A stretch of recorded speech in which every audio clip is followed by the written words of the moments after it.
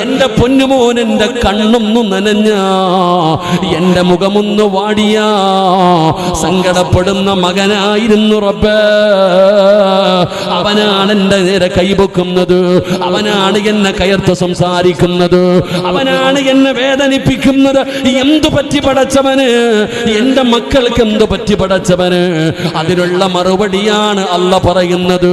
പ്രായമായിട്ടും നിന്റെ വാപ്പയുടെ കള്ളുകുടി മാറുന്നില്ലല്ലോ, ഉപ്പാന്റെ മോശമായ സ്വഭാവം മാറുന്നില്ലല്ലോ. 60 വയസ്സ് കഴിഞ്ഞിട്ടും ഉമ്മ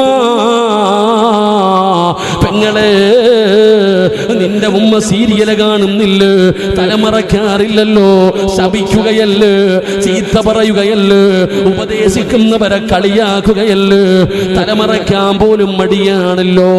എന്തുകൊണ്ടാണ് ഇങ്ങനെയാകാനുള്ള കാരണമെന്താ? ഇങ്ങനെ ആകാനുള്ള കാരണമെന്താ?